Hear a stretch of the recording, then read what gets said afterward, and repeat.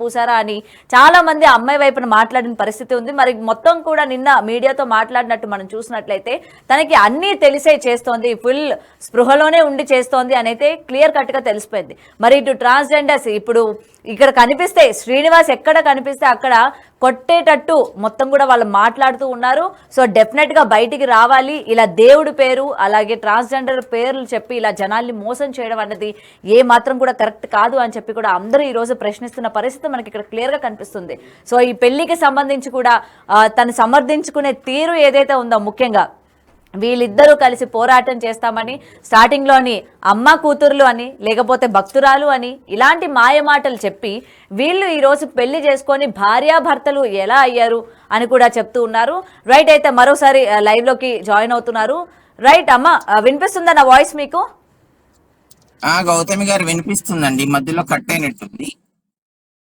So ఇంకా ఇటు వర్షిని ముందు నుంచి కూడా వర్షినికి కూడా చాలా మంది సపోర్ట్ చేశారు. ఆ అమ్మాయికి ఏదో మాయమాటలు చెప్పుంటాడు, అమ్మాయి తప్పేమీ లేదు అని చెప్పి. నాకు తెలిసి మొత్తం సోషల్ మీడియాలో మీరు కూడా నిన్నటి నుంచి వీడియోలు కనుక చూసినట్లయితే వర్షిని మాట్లాడిన తీరుపైన మీరేమంటారు? ఇప్పటికే చెప్తున్నామండి, వర్షిని ఇంకా ఏదో తన మభ్యలోనే ఉండిపోయింది. కానీ వర్షిని ఖచ్చితంగా నిజమని తెలుస్తుంది. వర్షిని మాట్లాడే విధానం కూడా అసలు కరెక్ట్ కాదు. ఆమె చదువుకున్న అమ్మాయి, చట్టాల గురించి తెలుసు, తను సొసైటీలో చాలా, అంటే తన మాట్లాడే విధానం చూస్తే సొసైటీ గురించి కూడా మంచి అవగాహన ఉన్న అమ్మాయి లాగా మాట్లాడుతుంది. కానీ ఒక రకంగా చెప్పాలో వద్దో కానీ ఈ అమ్మాయి కూడా అవకాశవాదేమో అనిపిస్తుంది మాకైతే. ఎందుకంటే ఫ్యామిలీ చూసుకుంటే చాలా పూర్ ఫ్యామిలీ.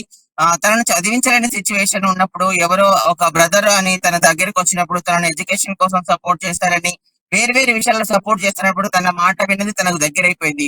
ఇప్పుడు అఘోరి వచ్చి కొత్తగా ఏదో మభ్య పెట్టేసరికి, అఘోరి తత్వం నేర్పిస్తానేసరికి, లేదా ఏదో బిల్డింగ్ కొనిస్తానేసరికి మరి ఆ ట్రాప్ లో ఎలా పడిందో తెలియదు. కానీ మరి ఈ అమ్మాయి కూడా అవకాశవాదేమో అనిపిస్తుంది. కానీ ఏది ఏమైనా ఒక అమ్మాయిని అలా మభ్య పెట్టడం అనేది కరెక్ట్ కాదు. వర్షిని మేము సమర్థించడం లేదు, అట్లాగని వ్యతిరేకించడం లేదు. తన ప్రస్తుతం ఉన్న సిచ్యువేషన్ చూస్తే మాత్రం నాకైతే తన ఖచ్చితంగా గోరి ఏదో మాయ మాటలు చెప్పడం వల్ల ఆ మనస్తత్వంతో ఉందని అయితే మాకు అనిపిస్తుంది. లైలా గారు, ఇంకొకటి చెప్పండి, నిజానికి ట్రాన్స్జెండర్ ఒక అమ్మాయిని పెళ్లి చేసుకోవచ్చా? అంటే మీ దాంట్లో ఉందా అలా ఒక అమ్మాయికి కనెక్ట్ అవ్వడం కానీ, లేకపోతే ఒక అమ్మాయిని పెళ్లి చేసుకోవడం కానీ? నిజంగా అసలు ఇది ఉందా? జనాలకు ఒక డౌట్ వచ్చింది. ఎందుకంటే తను అమ్మాయిగా మారాలి అని చెప్పి వాళ్ళ యొక్క ఫీలింగ్స్ అన్ని మారిపోతున్నాయి. మారిన తర్వాత వాళ్ళు ఒక లేడీగా మారాలని సర్జరీస్ చేసుకుంటారు. మళ్ళీ ఒక అమ్మాయికి ఏ విధంగా కనెక్ట్ అవుతారు? ఎందుకంటే శ్రీనివాస్ని చూసిన తర్వాత అందరిలో ఈ క్వశ్చన్ అన్నది స్టార్ట్ అయింది. నిజంగా ట్రాన్స్జెండర్ అమ్మాయిని పెళ్లి చేసుకోవచ్చా, పెళ్లి చేసుకుంటారా, మళ్ళీ ఒక అమ్మాయి మీద ఫీలింగ్స్ కలుగుతాయా అని చెప్పి కూడా చాలా క్వశ్చన్స్ వస్తున్నాయి. దీనికి ఏమంటారు? నిజంగా ఉందా అలాగా? గౌతమి గారు, నేను మళ్ళీ చెప్తున్నాను, శ్రీనివాస ట్రాన్స్జెండర్ వ్యక్తి అసలు కానే కాదు. అసలు వాటిని ట్రాన్స్ అని మనం చెప్పుకుంటామని వ్యక్తిగతంగా తనకు ఎక్కడ కూడా తను ఓపెన్ గా నేను ట్రాన్స్జెండర్ అని చెప్పలేదు. కానీ ఒక జెండర్ చేంజ్ చేయించుకున్నట్టుగా మనకు కనబడి వాడు అసలు ట్రాన్స్ వ్యవస్థలో ఉన్న వ్యక్తి. వాడు మా ట్రాన్స్ వ్యవస్థలో మీరన్నట్టుగా మేము ఫస్ట్ నుంచి అమ్మాయిల ఫీలింగ్స్ తో ఉంటాము, అమ్మాయిలాగా మారాలనుకుంటాము, అమ్మాయిలాగా జీవించాలనుకుంటాం. కానీ ఇంకో అమ్మాయిని పెళ్లి చేసుకోవడం అనేది మా వ్యవస్థలో అసలు చాలా వ్యతిరేకం. అబ్బాయిలని పెళ్లి చేసుకోవడమే చాలా వ్యతిరేకం మా వ్యవస్థలో. ఇంకా ఇట్లా ఒక అమ్మాయిని పెళ్లి చేసుకునడం అనేది అసలు మా మనసుకు అలాంటి థాట్ రాదు, మా శరీరంలో అలాంటి సపోర్ట్ చేయదు. చాలా మంది బలవంతపు పెళ్లిళ్ళు చేసుకున్న అబ్బాయిలాగా ఉన్నప్పుడు పేరెంట్స్ అబ్బాయి అనుకొని బలవంతపు పెళ్లిళ్ళు చేసిన వాళ్ళు కూడా కొద్ది రోజులు అక్కడ జీవితంలో ఇమ్మడలేక మళ్ళీ మా ట్రాన్స్జెండర్ గా మారి మా కమ్యూనిటీలో జీవిస్తున్న వాళ్ళు ఉంటారు. కానీ ఇట్లా మారిన తర్వాత ఒక అమ్మాయిని పెళ్లి చేసుకోవాలనే థాట్ అసలు రాదు. అది మా వ్యవస్థలో లేదు. ఇది మా వ్యవస్థలో అసలు పూర్తి వ్యతిరేకము. అసలు వాడిని మమ్మల్ని పోల్చడం అసలు కరెక్ట్ కానే కాదు. ఆ శ్రీనివాస్ అనే వ్యక్తి అసలు ట్రాన్స్జెండరా, వాడు మేలా ఫిమేల్ ఏంటిదనేది వాడికి క్లారిటీ లేదు. వాడికి మాకు ఎక్కడ దయచేసి పోల్చకండి. మీడియా వాళ్ళు మీ ద్వారా నేను మీ అందరికి చెప్తున్నాను, రిక్వెస్ట్ చేస్తున్నాను. వాడు మేము ట్రాన్స్ మహిళలం ఒకటి కానే కాదు. వాడు ఏ ఉద్దేశంతోనే ఆ జెండర్ చేంజ్ చేసుకున్నాడో, తన లింగాన్ని దేవునికి అర్పించాడో, లేకపోతే ఏ దేనికోసం చేశాడో ఇది కూడా ఒక మోసం కావచ్చు అని మేము అనుకుంటున్నాము. ఎందుకంటే గతంలో ఇంకో అమ్మాయిని కూడా ఇలాగే చేశాడు. అసలు తన మైండ్ అలా చెప్తున్నప్పుడు తను ఎందుకు ఆ లింగాన్ని అంటే ఆ సర్జరీ చేయించుకున్నాడు అనేది మాకు ఇంకా తెలియట్లేదు. కానీ ఎక్కడ కూడా వాడు ట్రాన్స్జెండర్ వ్యక్తి కాదు. మా వ్యవస్థలో అలాంటి అమ్మాయిలను పెళ్లి చేసుకోవడం కానీ అస్సలు లేదు. రైట్. అయితే మీరు తనని చూశారు కదా స్టార్టింగ్ నుంచి, అంటే ఇప్పుడంటే వస్త్రాధరణ చేసుకున్నాడు ఓకే, స్టార్టింగ్ నుంచి మీరు చూశారు కాబట్టి అసలు నిజంగా సర్జరీ చేసుకున్నాడా లేకపోతే చేసుకున్నట్టు జనాల్ని మభ్య పెట్టడానికి ఆ విధంగా చేస్తున్నాడు? ఎందుకంటే ఒక సర్జరీ అయిన తర్వాత ఎలా ఉంటారు మీరు ఏంటి అన్నది మీకు పర్సనల్ గా తెలుస్తుంది. వాడిని చూసిన తర్వాత మీకేమనిపించింది?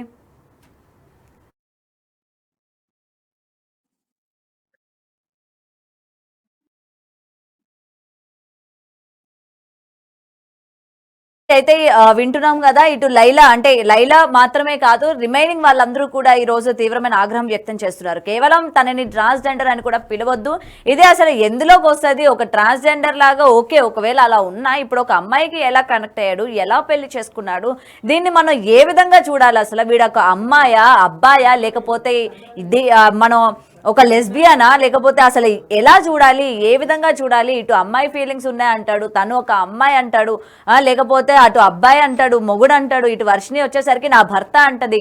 ఈ మొత్తం కూడా ఒక పొంతన లేని ఒక స్టోరీని ఈ రోజు ప్రజల ముందు గత 7 నెలలుగా సాగదీస్తున్న తరుణం మనం ఇక్కడ క్లియర్ గా చూస్తూ ఉన్నాము. సో ఇది ఏదైతే ఉందో దీనికి ఫుల్ స్టాప్ పెట్టాలి. ఈ శ్రీనివాస్ చేస్తున్న మోసాలు కావచ్చు, కుట్రలు కావచ్చు, లేకపోతే ఎవరెవరి దగ్గర డబ్బులు తీసుకున్నాడు, ఎటువంటి పూజలు చేస్తాడు ఏంటి అని చెప్పి ప్రతి దానికి కూడా ఇవాళ ఒక క్లారిఫికేషన్ రావాలి. అండ్ ఇవాళ ప్రతి ఒక్కరు కూడా బయటికి వచ్చి తన నిజస్వరూపాన్ని మేము బయట పెడతాము ఏంటన్న విషయాలు కూడా మేము క్లియర్గా తెలుసుకొని బయటకు వచ్చే ప్రయత్నం చేస్తాము అని చెప్పి కూడా చెప్తున్న పరిస్థితి ఇక్కడ మనకి కనిపిస్తుంది. అయితే ఇక రాధ విషయానికి కనుక వస్తే ఇప్పటికే ఆమెకు సంబంధించి అటు ఆడియోలు కావచ్చు అండ్ కొన్ని ఫొటోస్ కూడా బయటికి రివీల్ చేయడం కూడా జరిగింది. అండ్ మరికొన్ని ఫొటోస్ ఉన్నాయి, మరికొన్ని ఆడియోస్ కూడా ఉన్నాయి. అంటే వీళ్ళిద్దరూ మాట్లాడుకున్న కన్వర్జేషన్ కావచ్చు, లేకపోతే చాట్ కావచ్చు, ఇలా ఈచ్ అండ్ ఎవ్రీథింగ్ కూడా తను లీగల్గా ప్రొసీడ్ అవుతున్నాను కాబట్టి నేను మొత్తం కూడా లాయర్కి సబ్మిట్ చేస్తాను, ఎప్పుడైతే కేసు ఫైల్ అవుతుందో అప్పుడు నేను మీడియా ముఖంగా నేను మాట్లాడతాను, మీడియా ముఖంగా నేను అవన్నీ కూడా రివీల్ చేస్తాను అని చెప్పి కూడా తను చెప్పడం జరిగింది. మరి మీడియా అడిగిన తర్వాత, ఎందుకంటే ప్రతి ఒక్కరు భార్య అని చెప్తే సరిపోతూ ప్రూఫ్స్ కావాలి అని అడిగిన తర్వాత ఫొటోస్ బయట పెట్టడం కూడా జరిగింది. సో దీనికి సంబంధించి అటు శ్రీనివాస్ కూడా తను ఇచ్చిన క్లారిఫికేషన్ ఎక్కడా కూడా ఇక్కడ సమర్థించుకునేటట్టే ఉంది తప్ప కేవలం తనని తాను కాపాడుకోవడానికో, ఎందుకంటే కరెక్ట్ ప్రూఫ్స్ అన్నవి ఇక్కడ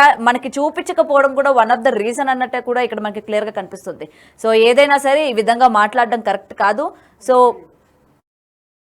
ఇంకొకసారి అఘోరి అనడం కూడా కరెక్ట్ కాదు. ఇంక ఇక్కడ నుంచి కూడా శ్రీనివాస్ అసలు రాధతో ఏం మాట్లాడాడు ఆ ఆడియో ఒక్కసారి మనం విందాం. మిస్ అవుతున్నా, చాలా గుర్తుకొస్తున్నా, బట్ ఏం చేస్తాం. కానీ నేను వచ్చుడితోనే అయితే నీకైతే తాళి కడతాను రాది. Love you miss you, love you. నాతో నవ్వట్లేదమ్మా, చాలా పెయిన్గా ఉంది హార్ట్లో. నీకైతే ఎప్పుడు నేను ఈ